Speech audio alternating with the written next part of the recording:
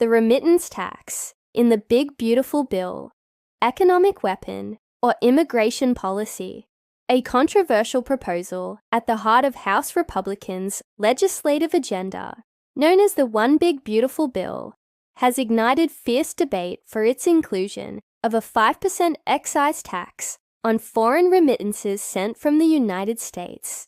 This tax would apply exclusively to non-citizens, including visa holders and green card residents, while exempting U.S. citizens. What's in the bill? At its core, the bill introduces a 5% federal tax on all personal remittances leaving U.S. soil. Given that the U.S. remitted $93 billion in 2023 alone, the potential fiscal and geopolitical consequences are enormous. Key targets: India received over $120 billion in global remittances in FY 2023-24. U.S. outflows contribute a major share. Mexico and Central America. Economies like Mexico, Guatemala, and El Salvador are highly dependent on funds sent by migrant workers. Arguments for the remittance tax. Revenue generation. Tax could add billions to the federal treasury, allegedly to fund border security and immigration enforcement. Deterrent for illegal immigration. Proponents claim the measure will make it financially less attractive for undocumented migrants to work in the U.S. Arguments against the tax. Punitive for immigrant families. A family sending $1,000 would lose $50 instantly. A burden on low-income households. Relying on cross-border support. Underground risk.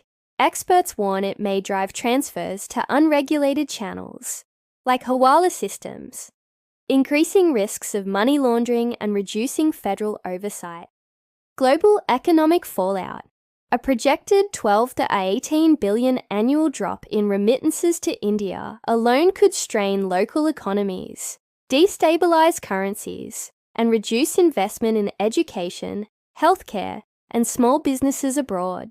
Global comparisons and lessons. Mexico has opposed similar taxes, citing their impact on the poor and national GDP. Central American nations express alarm, as remittances can account for up to 20% of GDP in some countries. International experience shows remittance taxes often lead to more harm than revenue, especially through informalization of transactions. Impact on U.S. immigrant communities. Higher costs. Immigrant families may need to send more money just to maintain the same support level. Altered patterns. Frequency and size of remittances may shrink. Pressure at home.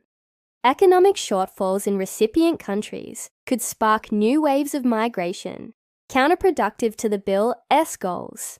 Where would the tax revenue go? While not yet fully detailed, the proposed revenue will reportedly fund border wall expansions, ICE personnel increases, technology upgrades for ports of entry and surveillance. Who's fighting the bill? Civil rights groups, immigrant organizations, and international economists have launched aggressive campaigns against the tax. The ACLU and similar groups argue it's a discriminatory policy veiled in fiscal language.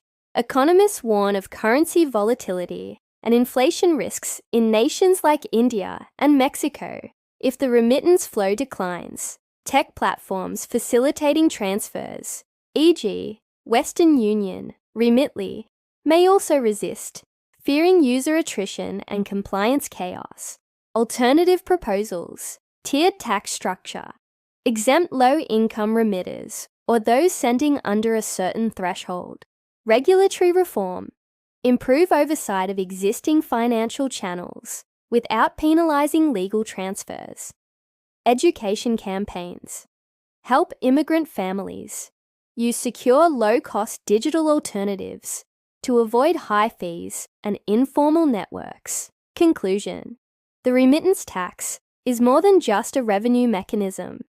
It's a high-stakes intersection of fiscal policy, immigration enforcement, and global economic diplomacy. While its intent is to curb undocumented immigration and fund border initiatives, the collateral damage could include destabilized foreign economies, strained immigrant households, and weakened trust in the financial system.